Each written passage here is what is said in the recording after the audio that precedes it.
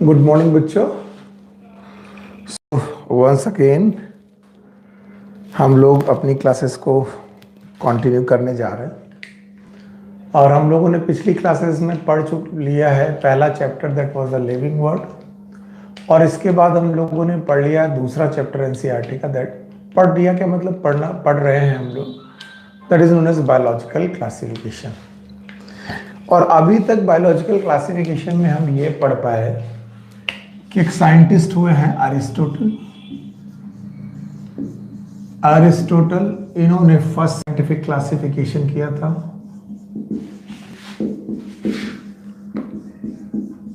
पहला scientific classification अगर किसी के नाम पर जाता है तो वो थे अरिस्टोटल, इन्हें फादर ऑफ बायोलॉजी बोलते हैं। इसके बाद हमने पढ़ा कि लिनियस साहब आते हैं, इन्हें फादर ऑफ टैक्सोनॉमी बोलते हैं। इन्होंने टू किंगडम क्लासिफिकेशन दिया, ये हम पिछले वीडियोस में पढ़ चुके हैं, टू किंगडम क्लासिफिकेशन।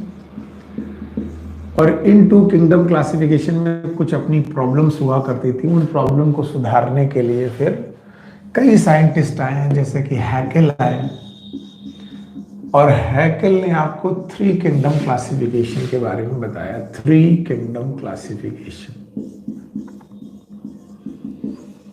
ओके। और हैकेल के बाद आते हैं कॉपलैंड, और कॉपलैंड ने आपको फोर किंगडम क्लासिफिकेशन के बारे में बताया। क्लासिफिकेशन, ओके भाई। बट जो सबसे ज्यादा माना गया क्लासिफिकेशन, वो माना जाने वाला क्लासिफिकेशन है आर.एच. विटेकर का। और आर.एच. विटेकर ये क्लासिफिकेशन 1969, ये एनसीईआरटी बोलती है 1969 में दिया, and it was known as the famous five kingdom classification. Five kingdom classification. तो इन्होंने पूरी की पूरी दुनिया को, पूरे दुनिया भर के ऑर्गेनिज्म को पांच किंगडम में बांट दिया। तो मैं एक रिकैप करते हुए आगे बढ़ना चाहता हूं ताकि आपको मालूम चल जाए हम लोग पहले से क्या पढ़ चुके हैं और क्या पढ़ने जा रहे हैं।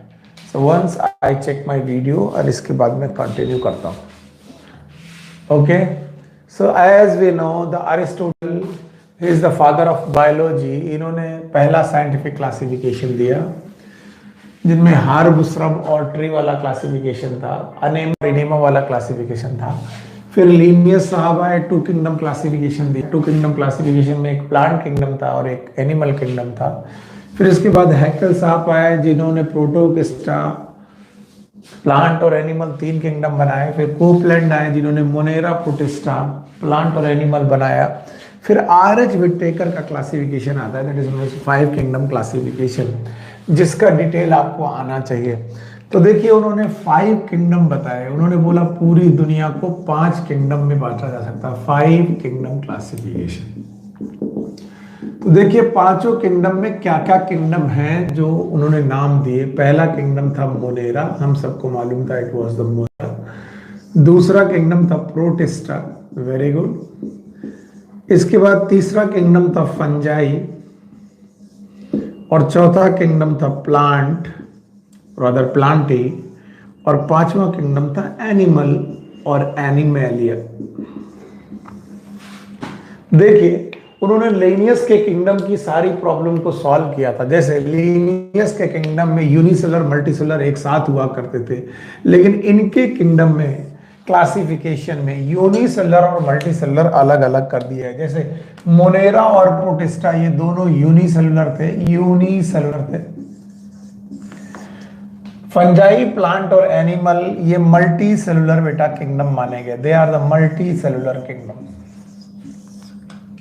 इसके बाद हम सब लोग जानते हैं कि मोनेरा वॉज प्रोकैरियोटिक किंगडम था। बाकी सारे लोग दे वर यूकैरियोटिक। तो बताइए कितने के किंगडम है जो आपके लिए यूकैरियोटिक किंगडम है? Yes, protista, fungi, plant and Animalia. इनके पास ट्रू न्यूक्लियस है। ट्रू न्यूक्लियस की कहानी मैं बता चुका हूं। फिर इसके बाद इसके बाद तो आप लोग देख सकते हैं, अगर आप बोले यूनिसेलुलर प्रोकैरियोटिक तो वो मोनेरा होगा। अगर आप बोले यूनिसेलुलर यूकैरियोटिक यानी प्रोटिस्टा इज आल्सो यूकैरियोटिक, तो यूनिसेलुलर यूकैरियोटिक में एक ही किंगडम होगा, दैट इज प्रोटिस्टा। लेकिन अगर आपने बोला मल्टी सेलुलर यूकैरियोटिक, तो मल्टी सेलुलर यूकैरियोटिक में 3 लोग आ जाएंगे, फंजाई, प्लांट, एनिमल। देखिए यूनिसेलुलर प्रोकैरियोटिक बोलते ही आप अलग कर बैठे हैं मोनेरा को। यूनिसेलुलर यूकैरियोटिक कहते ही आपने बेटा प्रोटिस्टा अलग कर दिया। लेकिन जैसे आपने मल्टी सेलुलर यूकैरियोटिक कहा, 3 लोग सामने आ गए, फंजाई, प्लांट, एनिमल। अब इन तीनों का डिफरेंशिएशन कैसे हुआ? इन तीनों को डिफरेंट करने के लिए इन्होंने मोड ऑफ रिप्रोडक्शन लिया। देखो क्या लिया? Mode of reproduction. देखिए ये 2 प्रकार की सेल है, या तो यूकैरियोटिक सेल या तो प्रोकैरियोटिक सेल। ये 2 प्रकार की सेलुलर कंडीशन है, या तो यूनिसेलुलर या तो मल्टीसेलुलर। यूनिसेलुलर मल्टीसेलुलर ने मोनेरा, प्रोटिस्टा को फंजाई, प्लांट, एनिमलिया से अलग कर दिया। लेकिन प्रोकैरियोटिक यूकैरियोटिक ने मोनेरा को बाकी सबसे अलग कर दिया। लेकिन अभी फंजाई, प्लांट, एनिमल अलग अलग नहीं हो पाए। क्यों?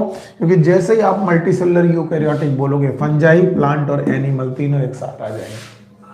तब इन्होंने मोड ऑफ रिप्रोडक्शन चुना। मोड ऑफ रिप्रोडक्शन में इन्होंने देखा कि जो प्लांट थे, these were autotrophic. Autotrophic. Fungi जो था, इट वाज हेट्रोट्रॉपिक। हेट्रोट्रॉपिक। और एनिमेलिया जो था वो भी था हेट्रोट्रॉपिक।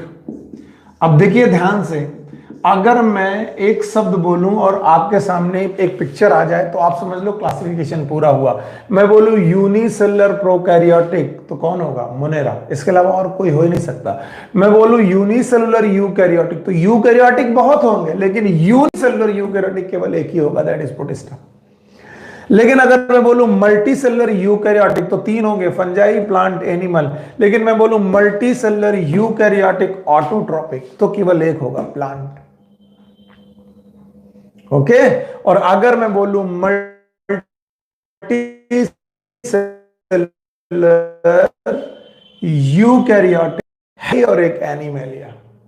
और बताओ फंजाई जो होंगे, they will be saprophytic. Saprophytic. और एनिमलिया जो होंगे, दे विल बी होलोजोइक। अब कुछ बच्चे होते हैं जो एक कहते हैं सर ना तो हमें ऑटोट्रॉपिक समझ में आ रही है आपकी बात, ना तो हमें सर आपकी हेट्रोट्रॉपिक बात समझ में आ रही है, ना हमें सर आपकी बात सैप्रोफिटिक समझ में आ रही, ना होलोजोइक समझ में आ रही, हमें कुछ समझ में नहीं आता। तो उनके लिए मुझे एक्सप्लेन करना पड़ जाता है कि मैं क्या समझाने की कोशिश कर रहा हूं। इसलिए मैं ये वाला पोर्शन यूज करके आपको मोड ऑफ न्यूट्रिशन समझाने की कोशिश करता हूं। Mode of nutrition. देखिए इस दुनिया में मोड ऑफ न्यूट्रिशन 2 प्रकार का है, यानी खाना बनाने या खाना का खाने की बेटा विधियों के अनुसार से एनिमल 2 प्रकार के हैं, या ऑर्गेनिज्म 2 प्रकार के हैं। याद रखना, मोड ऑफ न्यूट्रिशन से 2 प्रकार के लोगों में पहले प्रकार के लोग वो हैं जो ऑटोट्रॉपिक हैं। ऑटोट्रॉपिक का मतलब है जो अपना खाना खुद सिंथेसाइज कर ले, पका मत ले। हम लोग भी पका लें अपना खाना, पकाना नहीं, सिंथेसाइज कर लें। सिंथेसाइज का मतलब फोटोसिंथेसिस कर लें। ऑटो मतलब सेल, ट्रॉपिक मतलब न्यूट्रिशन। जो फोटोसिंथेसिस कर सकते हैं उन्हें हम लोग ऑटोट्रॉपिक लोग बोलते हैं। जैसे प्लांट जो होते हैं वो फोटोसिंथेसिस कर लेते हैं, इसलिए वो ऑटोट्रॉपिक होते हैं। लेकिन दूसरे तरीके के लोग हैं जिनको हम लोग हेट्रोट्रॉपिक कहते हैं। हेट्रोट्रॉपिक, जो अपना खाना खुद बना नहीं पाते बल्कि अपने खाने के लिए किसी दूसरे पे निर्भर रहते हैं, उन्हें बोलते हैं हेट्रोट्रॉपिक। हेट्रो मतलब अदर, ट्रॉपिक मतलब न्यूट्रिशन। और ये हेट्रोट्रॉपिक मूलतः, वैसे तो बहुत प्रकार के होते हैं, मूलतः मुख्य रूप से 3 प्रकार के होते हैं। One is known as parasitic, parasite. दूसरे तरीके के होते हैं सैप्रोफाइट, और तीसरे तरीके के होते हैं होलोजोइक। इनको याद रखिएगा नाम से। Number 1 is known as parasite, number 2 is saprophyte, number 3 is holozoic.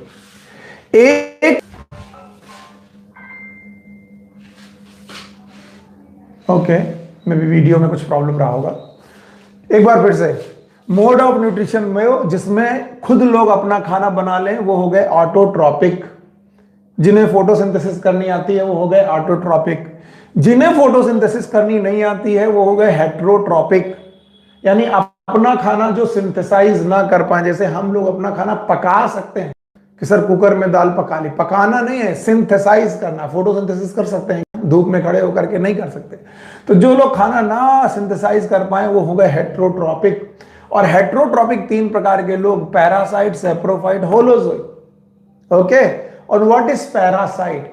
Parasite को समझने के लिए आपको सोचना पड़ेगा लाइस के बारे में, लाउस के बारे में। लाउस मतलब जू।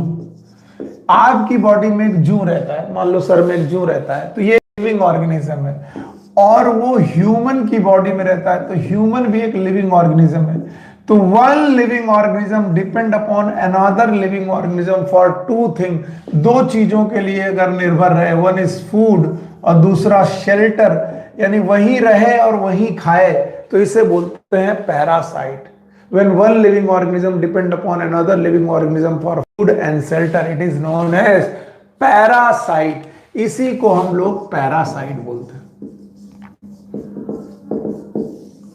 ओके, और जब कभी कोई लोग, याद रखना, जब कभी भी कोई लोग सड़ी गली, डेड एंड डिकेइंग मैटर खाए, डेड एंड डिकेइंग मैटर पर नरिशमेंट ले, सड़ी गली चीजों को जो खाए, तो वो होगा सैप्रोफिटिक, यानी हेट्रोट्रॉपिक में भी सैप्रोफिटिक।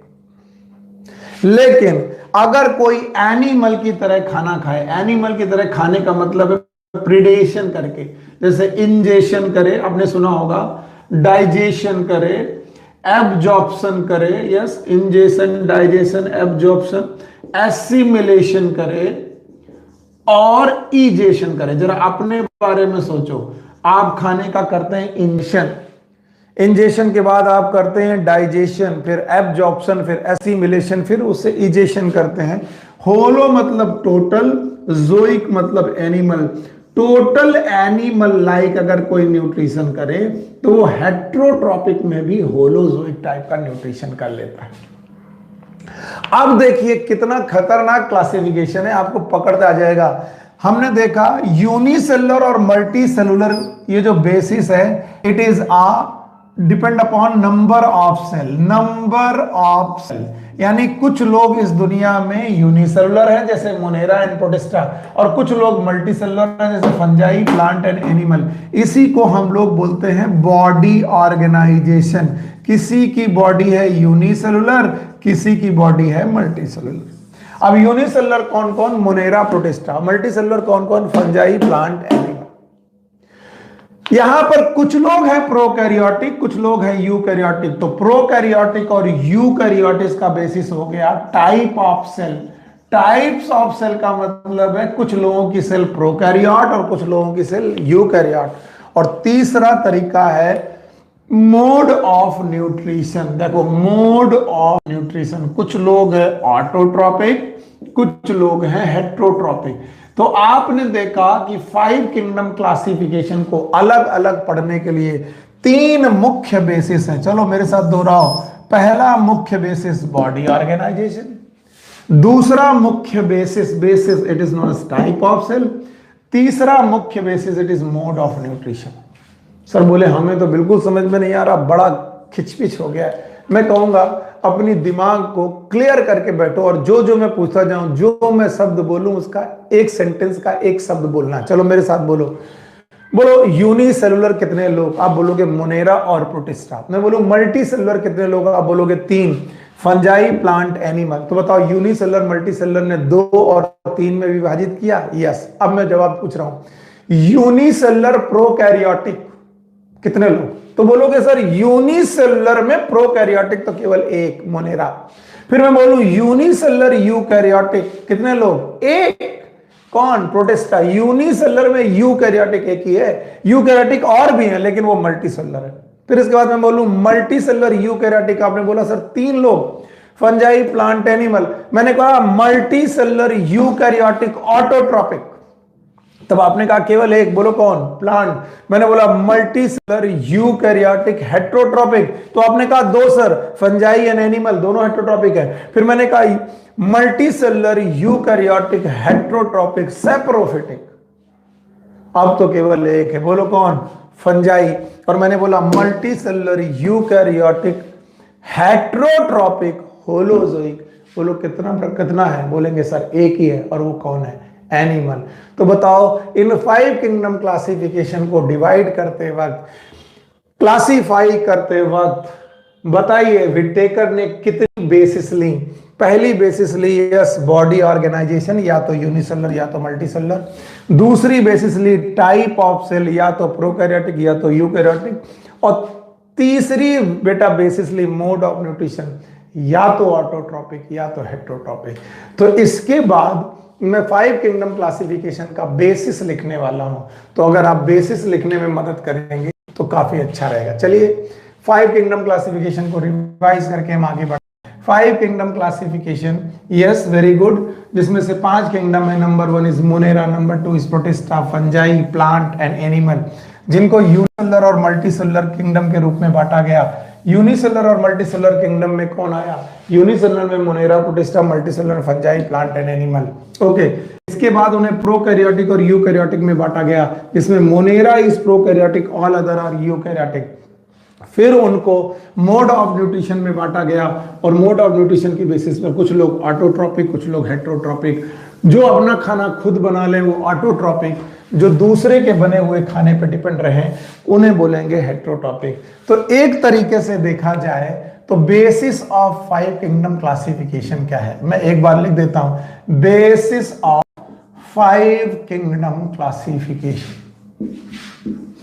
तो जब बेसिस ऑफ 5 किंगडम क्लासिफिकेशन आप देखेंगे, 5 किंगडम बेसिस ऑफ क्लासिफिकेशन देखेंगे, तो आपका जो पहला बेस बनेगा, मैंने पढ़ाया है, it is known as body organisation.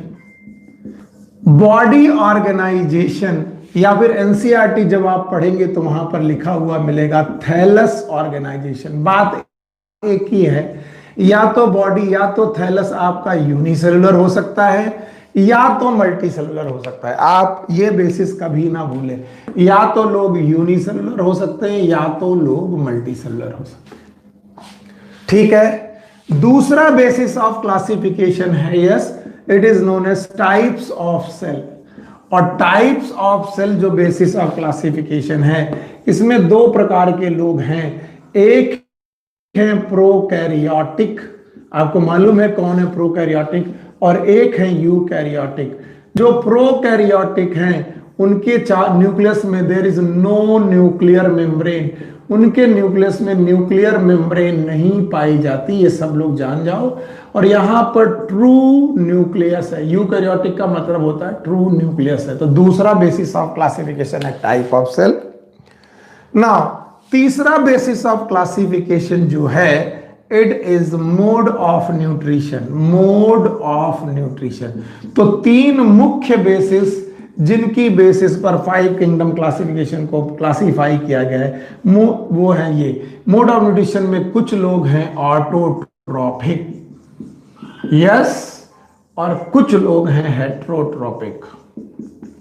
जो अपना खाना खुद बना ले वो है ऑटोट्रॉपिक, और जो अपना खाना खुद ना बना पाए वो है हेट्रोट्रॉपिक। तो इन 3 मुख्य वजहों के अलावा भी कुछ वजह हैं जिनकी बेसिस पे क्लासिफिकेशन हुआ है।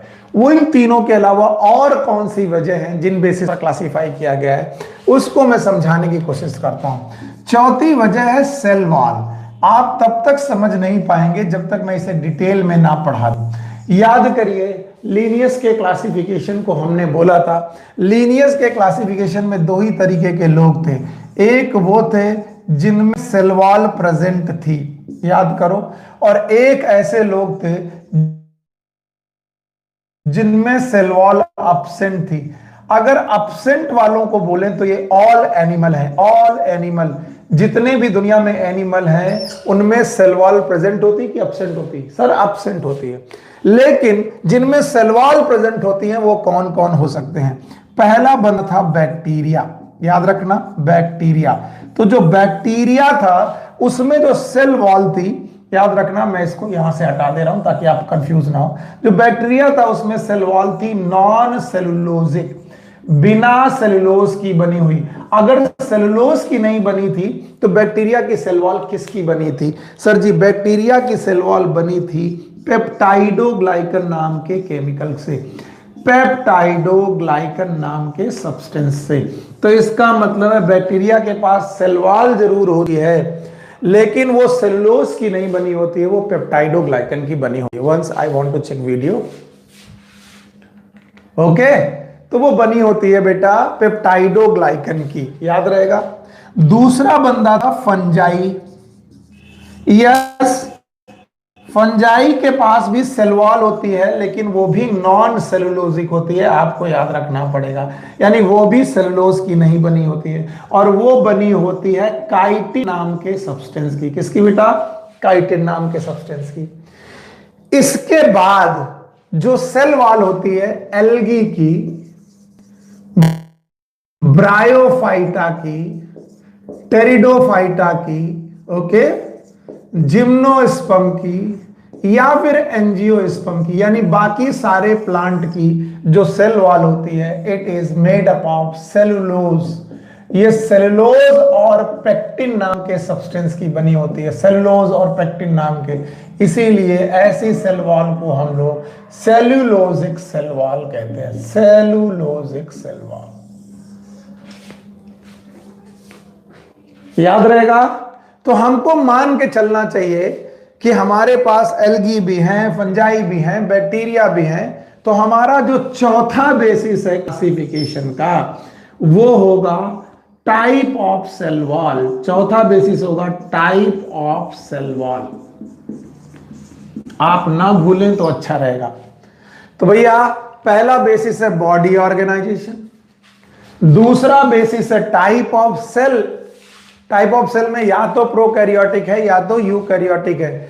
तीसरा बेसिस है मोड ऑफ न्यूट्रिशन, या तो बंदा ऑटोट्रॉपिक है या तो हेटेरोट्रॉपिक है। और चौथा बेसिस है टाइप ऑफ सेल वॉल, या तो सेलुलोजिक सेल वॉल है या तो नॉन सेलुलोजिक सेल वॉल है, या तो सेल वॉल एब्सेंट ही है। तीन कंडीशन है सेल वॉल में, प्रेजेंट है तो दो प्रकार की, सेलुलोजिक और नॉन सेलुलोजिक, या फिर एब्सेंट है। एब्सेंट है तो हॉल एनिमल ना। पांचवा बेसिस भी है, पांचवा बेसिस जो है बेटा क्लासिफिकेशन का, इट इज रिप्रोडक्शन। यानी 5 किंगडम क्लासिफिकेशन का पांचवा बेसिस है रिप्रोडक्शन। और छठा बेसिस है इवोल्यूशनरी रिलेशनशिप। इवोल्यूशनरी रिलेशनशिप यानी कौन पहले आया इवोल्यूशन के दौरान और कौन बाद में आया। जैसे हम कह सकते हैं कि बैक्टीरिया पहले आए होंगे, उसके बाद एल्गी आए होंगे, उसके बाद ब्रायोफाइटा आए होंगे। तो इवोल्यूशन के दौरान यानी पूरा डेवलपमेंट के दौरान कौन पहले आया कौन बाद में आया, ये रिलेशनशिप बताने वाला relationship it is known as evolutionary relationship. इसी को हम लोग फाइलोजेनी का नाम देते हैं, फाइलोजेनी, फाइलोजेनी का नाम देते हैं। तो 6 मुख्य बेसिस क्लासिफिकेशन के आपके सामने लिखे हुए हैं। वैसे तो मैंने इनका कॉन्सेप्ट समझाने की कोशिश की है, इन्हें रट्टा कैसे ना मारा जाए ये बताने की कोशिश की है। लेकिन अगर आपको रट्टा ही मारना है तो 6 पॉइंट रट्टा मार सकते हैं कि 5 किंगडम क्लासिफिकेशन के बेसिस क्या है। यस, पहला बेसिस है बॉडी ऑर्गेनाइजेशन या फिर थैलस ऑर्गेनाइजेशन, जो या तो यूनिसेलुलर हो सकता है या तो मल्टीसेलुलर हो सकता है। दूसरा बेसिस है type of cell. Type of cell में या तो सेल्स प्रोकैरियोटिक हो सकती हैं या तो यूकैरियोटिक हो सकती हैं। तीसरा बेसिस है मोड ऑफ न्यूट्रिशन, या तो बेटा प्लांट ऑटोट्रॉपिक हो सकते हैं, एनिमल हेटेरोट्रॉपिक हो सकते हैं। चौथा बेसिस है टाइप ऑफ सेल वॉल, या तो सेल वॉल प्रेजेंट हो सकती है या तो एब्सेंट हो सकती है। एनिमल हुए तो एब्सेंट हो गई, प्लांट जैसे लोग हुए तो प्रेजेंट हुई।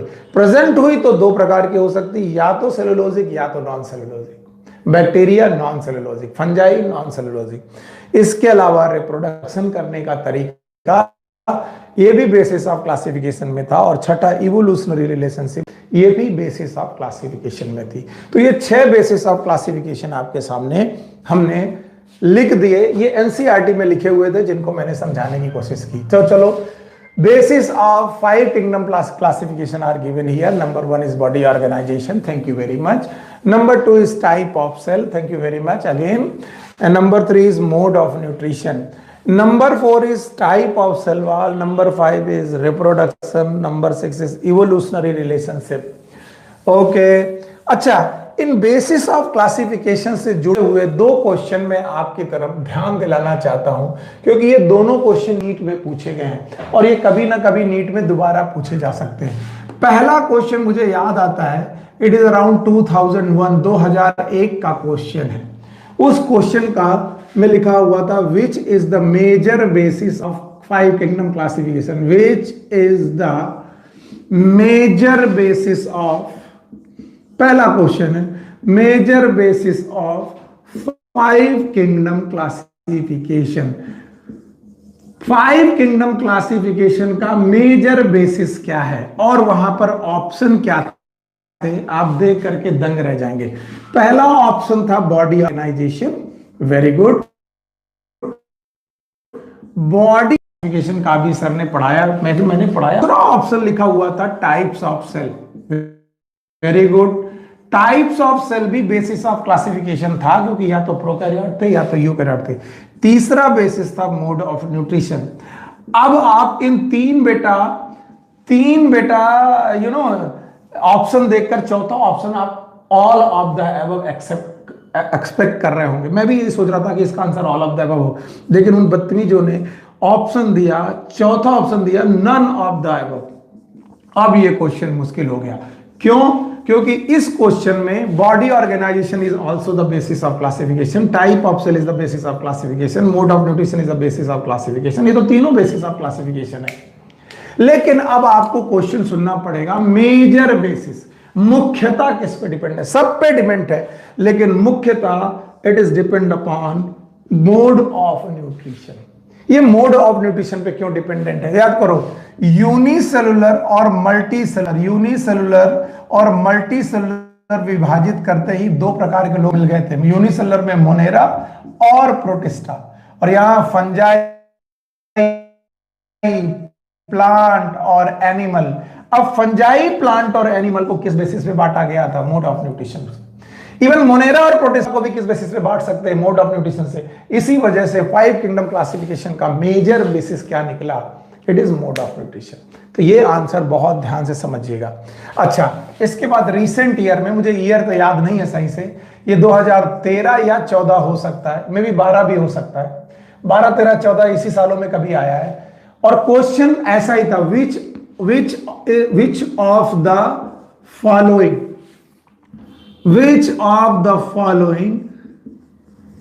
is not the basis of five kingdom classification। नीचे दिए गए बेटा बेसिस में कौन सा बेसिस नहीं है जो फाइव किंगडम क्लासिफिकेशन को बताता हो? और वहां पर ये तीन ऑप्शन थे, body organisation, type of cell, mode of nutrition, और चौथा ऑप्शन था रिप्रोडक्शन। अब दिमाग इस तरह खराब हो जाता है कि बॉडी ऑर्गेनाइजेशन भी बेटा बेसिस है, टाइप ऑफ सेल भी बेसिस है, मोड ऑफ न्यूट्रिशन भी बेसिस है, रिप्रोडक्शन भी बेसिस है। लेकिन मैंने आपको पढ़ाया था तीन मुख्य बेसिस कौन कौन से हैं? Body organisation, type of cell और मोड ऑफ न्यूट्रिशन। ये मुख्य बेसिस हैं, इन्हीं पर फाइव किंगडम क्लासिफिकेशन डिपेंड है। इन तीन बेसिस के रेस्पेक्ट में देखते हुए रिप्रोडक्शन उतना बड़ा बेसिस नहीं है।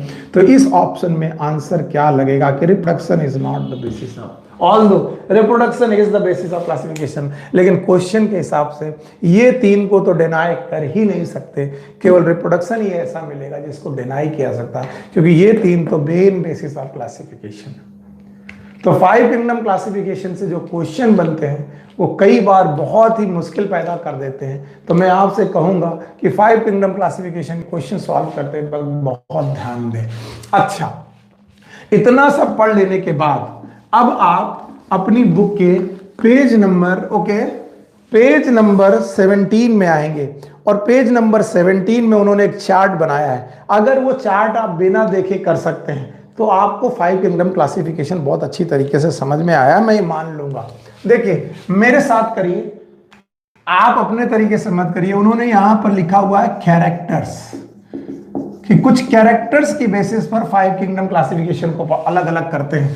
पहला किंगडम उन्होंने लिखा है मोनेरा, दूसरा किंगडम उन्होंने लिखा है प्रोटिस्टा। देखते जाए हम लोग धीरे धीरे इन सारे किंगडम को अलग अलग पहचान लें। तीसरा किंगडम लिखा हुआ है फंजाई, वेरी गुड। चौथा किंगडम लिखा हुआ है प्लांट, इट्स ओके। और पांचवा किंगडम लिखा हुआ है एनिमल। चलिए हम लोग यहां पर लाइंस खींच लेते हैं ताकि हमें मालूम रहे कि हम किन के बारे में क्या बात करने जा रहे हैं। तो हमने ये 5 लाइनें खींच ली हैं along with the characters. Character की बेसिस पर हमने ये 5 लाइनें खींच ली हैं और मैं एक एक कैरेक्टर लिख के आपसे क्वेश्चन पूछता जाऊंगा। पहला बेटा कैरेक्टर उन्होंने लिया है सेल टाइप्स। अब आपको मालूम है सेल टाइप 2 ही प्रकार की होती है, या तो प्रोकैरियोटिक जिनका न्यूक्लियस प्रिमिटिव है, या तो यूकैरियोटिक जिनका न्यूक्लियस ट्रू है। तो आप बताइए मोनेरा की सेल टाइप कैसी है? हम सबको मालूम है it is prokaryotic, very good. Protista की कैसी है? It is eukaryotic. और बताइए फंजाई की कैसी है? आपको मालूम है यूकैरियोटिक। प्लीज देखिए मत और खुद ट्राई करिए। प्लांट की कैसी है? It is again eukaryotic. और एनिमल की कैसी है? यूकैरियोटिक। इसका मतलब है मोनेरा को छोड़कर बाकी सारे लोग कैसे हैं? यूकैरियोटिक। मोनेरा खाली कैसा है बेटा? प्रोकैरियोटिक, जिसका न्यूक्लियस डेवलप नहीं है। इसी क्वेश्चन में उन्होंने दूसरी कैरेक्टर दिया है सेल वॉल।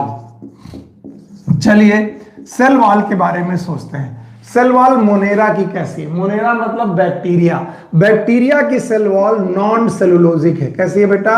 Non cellulosic. और अगर आप भूले नहीं हैं तो यहां पर बेटा जो सेल वॉल थी, याद रखना सेल वॉल थी, वो बनी थी पेप्टाइडोग्लाइकन की। It was the peptidoglycan, sorry, okay.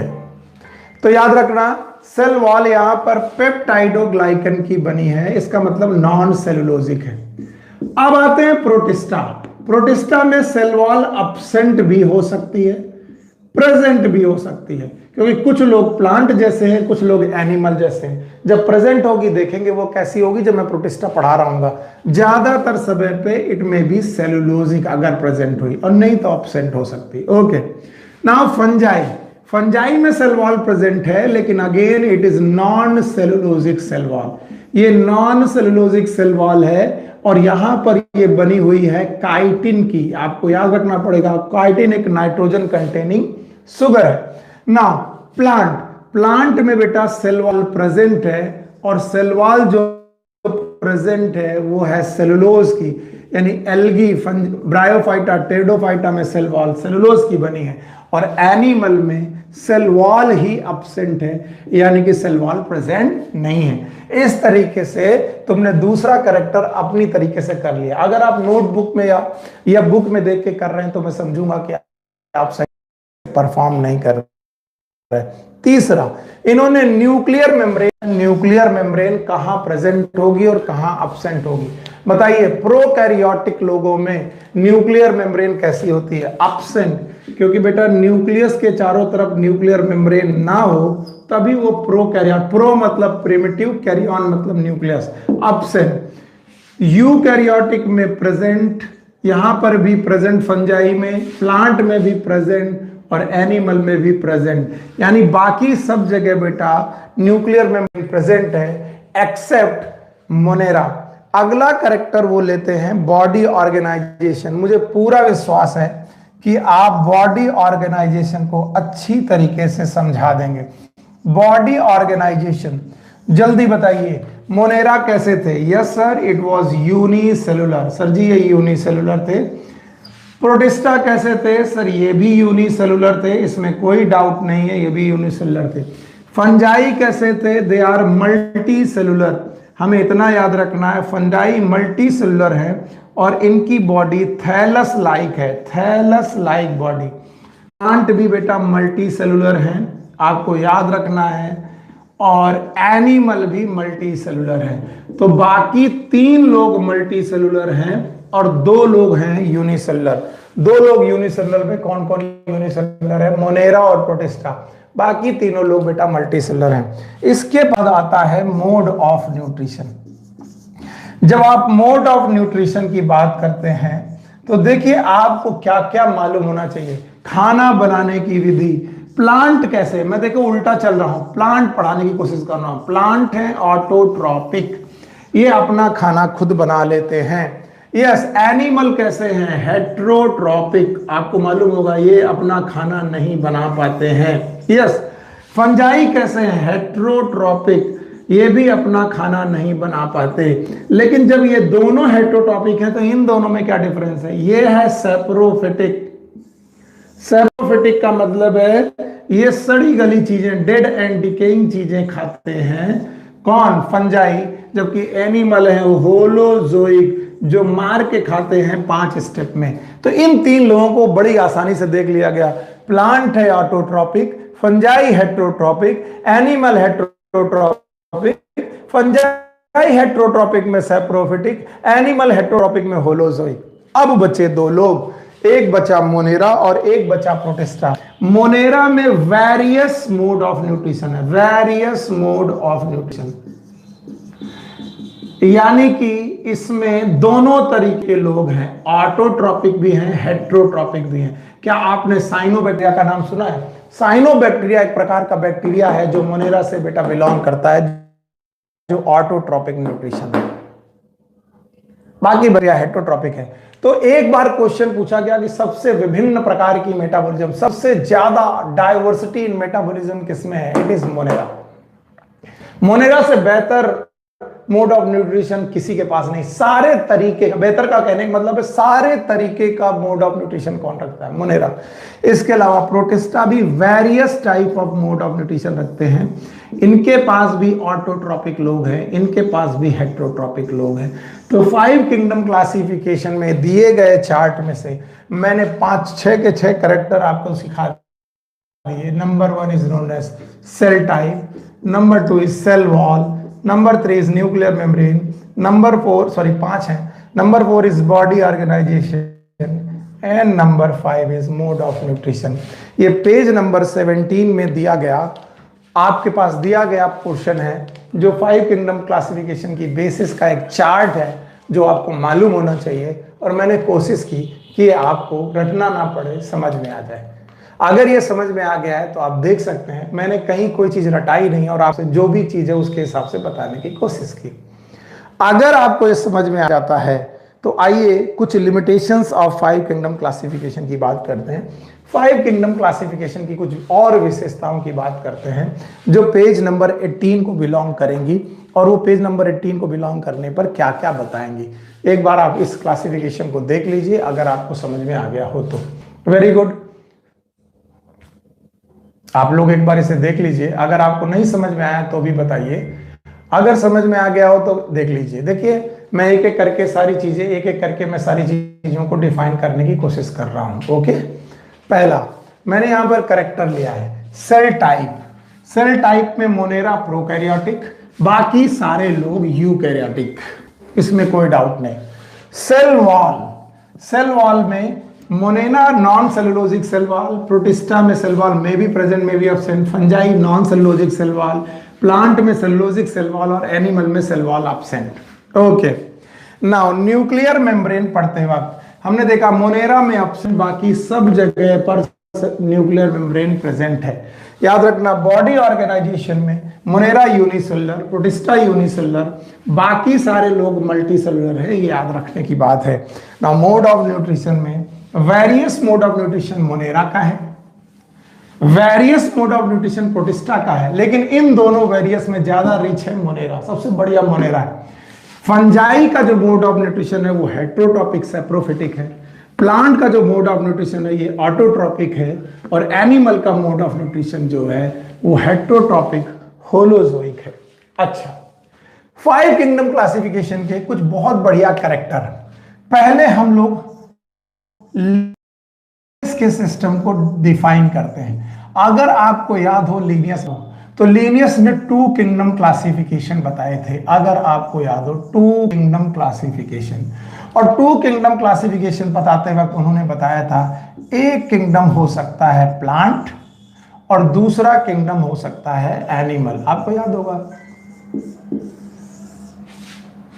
याद है? अब प्लांट वो थी जिनमें सेल वॉल प्रेजेंट था, सेल वॉल प्रेजेंट था। एनिमल वो थे जिनमें सेल वॉल एब्सेंट था। अब जब इनके एग्जाम्पल लिखे गए थे तो मुझे याद आ रहा, बैक्टीरिया प्लांट में आता था क्योंकि बैक्टीरिया के पास सेल है, एल्गी प्लांट में आते थे। एल्गी दोनों प्रकार के थे, लाइक यूनिसेलुलर, लाइक मल्टीसेलुलर। मुझे याद आ रहा, यूनिसेलुलर में एक एग्जांपल था क्लोरेला। क्लोरेला एक यूनिसेलुलर एल्गी है, और क्लेमाइडोमोनास भी यूनिसेलुलर एल्गी। अगर नहीं आता तो आप लिख लीजिएगा यूनिसेलुलर एल्गी। मल्टीसेलुलर एल्गी बहुत सारे लोग हैं, स्पाइरोगायरा एंड सो ऑन, बहुत सारे लोग हैं, स्पाइरोगायरा एटसेट्रा। इसके अलावा ब्रायोफाइटा हमारे कोर्स में था, टेरिडो था, जिम्नो था, और एंजियोस्पर्म नाम के प्लांट थे। तो खूब देख लीजिए घूर के कि प्लांट में क्या क्या था। प्लांट में था जिनके पास सेल वॉल हो, बैक्टीरिया हो, एल्गी हो, ब्रायो हो, टेरिडो हो, जिम्नो हो, इवन एक बीच में फंजाई छूट गया, फंजाई भी था। Okay, good. अब एनिमल में क्या क्या था, लाइक प्रोटोजोआ थे। प्रोटोजोआ का मतलब है, प्रोटोजोआ का मतलब है यूनिसेलुलर, याद रखना है, they are unicellular. Okay, eukaryotic लोग थे जैसे कि अमीबा, जैसे कि पैरामीशियम,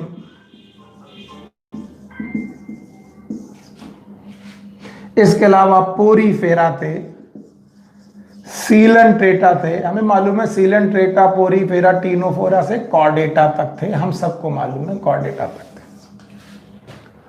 लेकिन जैसे ही 5 किंगडम क्लासिफिकेशन बना, क्या बना? 5 किंगडम क्लासिफिकेशन। ये रहा 5 किंगडम। तो 5 किंगडम क्लासिफिकेशन के जो बेटा ऑर्गेनिज्म है वो कहां से उठाए गए? सर वो उठाए तो यहीं से गए, और कैसे प्लेस किए गए? 5 किंगडम क्लासिफिकेशन में पहला क्लासिफिकेशन था मोनेरा। तो बताइए मोनेरा के ऑर्गेनिज्म कहां से उठाए गए, एनिमल से कि प्लांट से? सर जी प्लांट से, यानी बैक्टीरिया को उठाकर यहां रख दिया गया, बैक्टीरिया आ गए बस। यानी बैक्टीरिया प्लांट किंगडम से हटा करके मोनेरा में रख दिया गया। अब आए प्रोटिस्टा, और प्रोटिस्टा में वो सारे लोग उठाए गए जो यूनिसेलुलर हैं और यूकैरियोटिक है। फिर से सुनो, जो यूनिसेलुलर है और यूकैरियोटिक है, यानी प्रोटिस्टा में बैक्टीरिया नहीं आ सकता क्योंकि प्रोकैरियोटिक है। तो अब कौन आ सकता है? यूनिसेलुलर एल्गी आ सकते हैं, क्योंकि unicellular algae are always eukaryotic. तो प्रोटिस्टा में कौन आया? प्रोटिस्टा में सर जी आए, यस, प्रोटिस्टा में आ गए यूनिसेलुलर एल्गी, और यूनिसेलुलर एल्गी में आए क्लोरेला, क्लेमाइडोमोनास। Very good. और एक और चीज देखो, केवल यूनिसेलुलर एल्गी नहीं आए, कोई भी यूनिसेलुलर यूकैरियोटिक आ सकता है, और इस वजह से प्रोटोजोआ भी क्या है? Unicellular eukaryotic. तो एनिमल से उठाया गया प्रोटोजोआ, और प्रोटोजोआ कहां पर भेज दिया गया? प्रोटिस्टा में। इसका मतलब अमीबा, पैरामीशियम, जो कि प्रोटोजोआ के मेंबर थे, वो भी प्रोटिस्टा में आए। प्रोटोजोआ के मेंबर भी प्रोटिस्टा में आए। अब तीसरा किंगडम उन्होंने बनाया था फंजाई। अब फंजाई की खास बात देखो कि फंजाई कहां से उठाया गया? लीनियस के प्लांट से फंजाई उठा लिया गया। तो भाई यहां पर आया फंजाई, और अब आया प्लांट, और जब आपके सामने प्लांट आया तो अब रियल प्लांट में से कौन कौन गायब था? बैक्टीरिया गायब था चूंकि वो मोनेरा में जा चुका था, फंजाई गायब था चूंकि वो प्रोटिस्टा, सॉरी, फंजाई में जा चुका था, यूनिसेलुलर एल्गी गायब थे, यूनिसेलुलर एल्गी गायब थे क्योंकि वो प्रोटिस्टा में जा चुके थे। इसका मतलब अब प्लांट में क्या क्या बचा था? Multi cellular algae, this bryo, pterido, gymno, angio. इसका मतलब प्लांट किंगडम में बचा हुआ था multi cellular algae. Unicellular algae तो प्रोटिस्टा में चला गया। इसके अलावा बचा था ब्रायो, इसके अलावा बचा था टेरिडो, इसके अलावा बचा था जिम्नो, और इसके अलावा बचा था एनजीओ। यानी प्लांट को काफी नुकसान हुआ। और आखिरी किंगडम अगर मैं यहां पर पढ़ाऊं 5 किंगडम क्लासिफिकेशन का, एनिमल, तो आप भौचक्के रह जाएंगे कि एनिमल में से केवल किसे हटाया गया, प्रोटोजोआ को, क्योंकि प्रोटोजोआ कहां पहुंचा दिया गया था, प्रोटिस्टा में। बाकी एनिमल पोरीफेरा से लेकर के कॉर्डेटा तक सेम ही था। अब एनसीईआरटी क्या बताती है कि जब लीनियस क्लासिफिकेशन करते हैं तो बेसिस ऑफ क्लासिफिकेशन क्या था, याद करो, बेसिस ऑफ क्लासिफिकेशन क्या था, केवल सेल वॉल थी। क्या थी? Cell wall. और बेसिस ऑफ क्लासिफिकेशन केवल सेल वॉल थी, तो देखो क्लोरेला क्लमाइडोमोनास प्लांट में थे और अमीबा पैरामीशियम एनिमल में थे। यानी क्लोरेला क्लमाइडोमोनास एक साथ, अमीबा पैरामीशियम एक साथ, लेकिन अमीबा पैरामीशियम और क्लोरेला क्लमाइडोमोनास का ग्रुप अलग अलग। यानी क्लोरेला क्लमाइडोमोनास अलग ग्रुप में, अमीबा पैरामीशियम अलग ग्रुप में। लेकिन जब आर.एच. विटेकर साहब आते हैं और आर.एच. विटेकर साहब अपना बेसिस ऑफ क्लासिफिकेशन बदल देते हैं और उस बेसिस ऑफ क्लासिफिकेशन में सेल वॉल का बेसिस बहुत नीचे चला जाता है। सेल वॉल का बेसिस चौथे नंबर पे चला जाता है। पहला बेसिस होता है नंबर ऑफ सेल, यानी बॉडी ऑर्गेनाइजेशन। दूसरा बेसिस होता है टाइप ऑफ सेल, यानी प्रोकैरियोटिक और यूकैरियोटिक। तीसरा बेसिस होता है मोड ऑफ न्यूट्रिशन। उस कंडीशन में देखिए क्लोरेला क्लमाइडोमोनास जो कि यूनिसेलुलर एल्गी है वो भी प्रोटिस्टा में है, अमीबा पैरामीशियम जो कि प्रोटोजोआ है वो भी प्रोटिस्टा में है। यानी प्रोटिस्टा में कौन कौन साथ आ गया? Chlorella chlamydomonas, amoeba paramecium. वो लोग जो लीनियस के क्लासिफिकेशन में क्लोरेला क्लमाइडोमोनास अलग, अमीबा पैरामीशियम अलग थे, आज 5 किंगडम क्लासिफिकेशन में एक साथ हैं। Chlorella chlamydomonas, amoeba paramecium all are present in protista. और ये क्यों हुआ? क्योंकि लोगों ने बेसिस ऑफ क्लासिफिकेशन बदल दी। बेसिस ऑफ क्लासिफिकेशन याद रखना, बेसिस ऑफ क्लासिफिकेशन बदल। यहां पर cell wall basis of classification थी, यहां पर बहुत सारी बेसिस ऑफ क्लासिफिकेशन है। बेसिस ऑफ क्लासिफिकेशन बदल दीजिए, ऑर्गेनिज्म अपना ग्रुप बदल सकते हैं, हो जाएगा। और ऐसा हुआ भी। देखिए वो क्लोरेला क्लमाइडोमोनास, वो अमीबा पैरामीशियम जो कभी अलग अलग हुआ करते थे, आर.एच. विटेकर के क्लासिफिकेशन में क्लोरेला क्लमाइडोमोनास, अमीबा पैरामीशियम ये सब साथ में आ गए। याद रहेगा। ऐसा ही बेसिस ऑफ क्लासिफिकेशन किसने बदला? एक और वैज्ञानिक हुए। इन वैज्ञानिक का नाम है कार्ल वीज। याद रखना, मैं इसे हटाता हूं। अगर आपको समझ में आ गया तो मैं इसे हटाता हूं। कार्ल वीज ने भी बेसिस ऑफ क्लासिफिकेशन बदल दिया। ये सबसे मॉडर्न क्लासिफिकेशन माना जाता है। आखिरी चीज आपको याद रखनी है, लास्ट में साइंटिस्ट आते हैं कार्ल वीज। ऑल्दो आपकी बुक में शायद कार्ल वीज का नाम नहीं है, लेकिन इनके क्लासिफिकेशन का नाम है, क्लासिफिकेशन के तरीके का नाम है। कार्ल वीज आते हैं, इन्होंने बेसिस ऑफ क्लासिफिकेशन लिया, बेसिस ऑफ क्लासिफिकेशन लिया। इट इज आरएनए फाइलोजेनी, यानी एम्ब्रियोनिक डेवलपमेंट के दौरान, सॉरी इवोल्यूशनरी डेवलपमेंट के दौरान आरएनए का क्या रोल है, आरएनए राइबोसोमल आरएनए का क्या रोल है। इस बेसिस पर कार्ल वीज ने 3 डोमेन बना दिए, 3 डोमेन सिस्टम दिया। पूरे 5 किंगडम को 3 डोमेन में बांट दिया। याद रखना, पहला डोमेन था आर्की, दूसरा डोमेन था बैक्टीरिया और तीसरा डोमेन था यूकैरिया।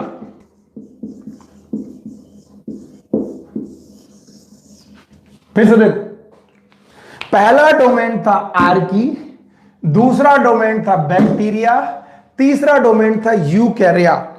यूकैरिया डोमेन में ऑल यूकैरियोटिक ऑर्गेनिज्म आते थे ऑल यूकैरियोटिक ऑर्गेनिज्म का मतलब है 5 किंगडम क्लासिफिकेशन में कितने लोग यूकैरियोटिक हैं, मैं आपसे सुनना चाहूंगा। चलिए, आपको मालूम है प्रोटिस्टा, 5 किंगडम में मोनेरा छोड़ दो, प्रोटिस्टा यूकैरियोटिक है, फंजाई यूकैरियोटिक है, ओके। इसके अलावा प्लांटी यूकैरियोटिक है और एनिमलिया यूकैरियोटिक है। 5 किंगडम में 4 किंगडम, 4 किंगडम एक साथ आ गए, और ये चारों किंगडम किस डोमेन में आ गए? यूकैरिया नाम के डोमेन में। हे भगवान, यानी वो 5 किंगडम जो आर.एच. विटेकर ने बांटे थे, 5 किंगडम, उन 5 किंगडम में 4 किंगडम कौन कौन? Protista, fungi, plant and animal एक डोमेन में आ गए। उस डोमेन का नाम क्या रखा गया? यूकैरिया। अब बचा मोनेरा, और मोनेरा को 2 भाग में बांटा गया। मोनेरा को इटसेल्फ 2 भाग में बांट दिया गया। एक बांट दिया गया आर्की बैक्टीरिया में। आर्की बैक्टीरिया में ये सबसे ओल्डेस्ट लिविंग बैक्टीरिया है, ओल्डेस्ट लिविंग बैक्टीरिया। और आर्की बैक्टीरिया को जिस डोमेन में रखा गया उस डोमेन का नाम है बेटा Archie domain.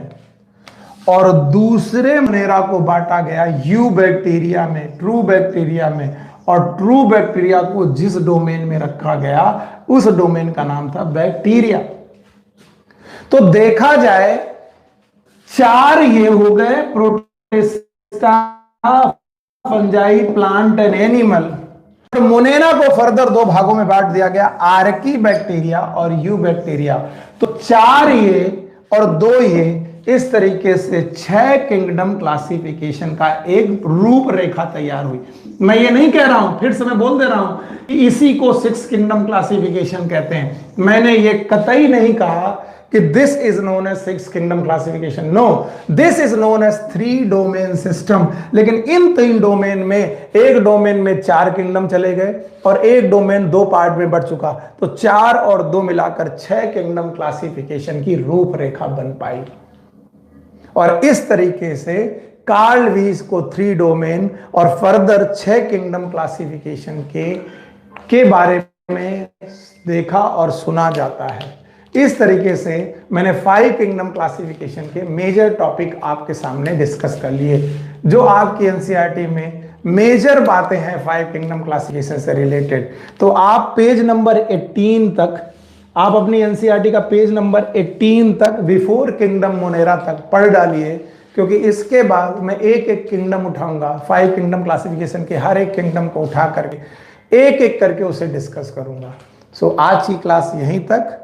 Thank you very much, take care, good luck, bye bye.